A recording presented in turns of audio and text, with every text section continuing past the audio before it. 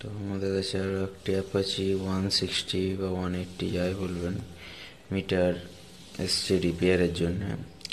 মিটারটিতে প্রবলেমটি কী এসে দেখুন আপনারা, এটার ডিসপ্লেটি খারাপ আছে, দেখাচ্ছি লাগিয়ে যে পাওয়ার দিয়ে দেখতে পাচ্ছেন ওটা ওয়ার্ক করলো।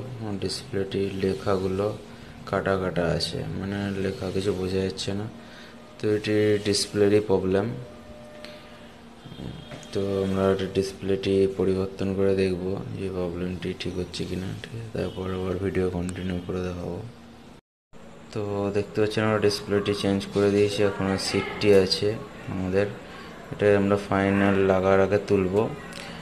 তো আমাদের কাছে অরিজিনাল ডিসপ্লে পাবেন, কমা ডিসপ্লে আমরা রাখি না, কারণ কমা ডিসপ্লেতে দুদিন বাদে প্রবলেম হবে, মানে কম টাকায় যারা করে দেয় রিপেয়ার। তো আমরা কমা ডিসপ্লে রাখি না, ভালো কোয়ালিটির ডিসপ্লে রাখি, ঠিক আছে? এটি তার পুরনো ডিসপ্লে, এটি নিউ।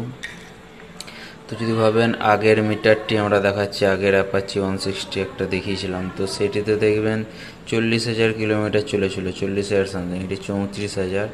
তো দেখলে বুঝতে পারবেন যে আমরা এটি নিউ আবার মিটার এসছে আমাদের কাছে, সেটি রিপেয়ার করছি, ঠিক আছে? দেখতে পাচ্ছেন আমরা মিটারটি অ্যাসেম্বল করে নিয়েছি, মানে ওর কভারে লাগিয়ে ফেলেছি। স্ক্রুগুলো রাস্টেড ছিল, মানে নষ্ট হয়ে গেছিলো জং ধরে, তো আমরা এখান দেখতে পাচ্ছেন চেঞ্জ করে দিয়েছি, নতুন স্ক্রু দিয়ে দিয়েছি, ঠিক আছে? তো আমরা কমপ্লিট টেস্ট করে দেখব পাওয়ার দিয়ে। তো পাওয়ার দিচ্ছি, দিলাম।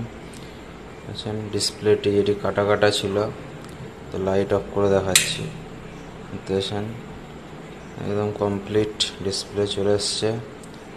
তো এবার আমরা আরপিএম স্পিড দিয়ে দেখি, ঠিক আছে, যে প্রপারলি ওয়ার্ক করছে কিনা। এখন দেখতে পাচ্ছেন স্পিড, আরপিএম উঠছে, ওয়ার্কিং করছে।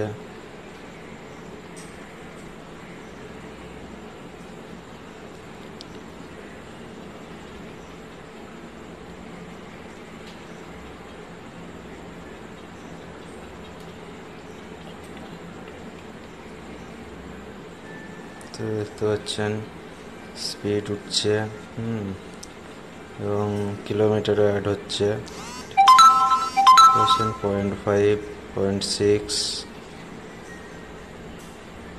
0.7 কিলোমিটার অ্যাড হচ্ছে। তো মিটারটি প্রপারলি রিপেয়ার হয়ে গেছে।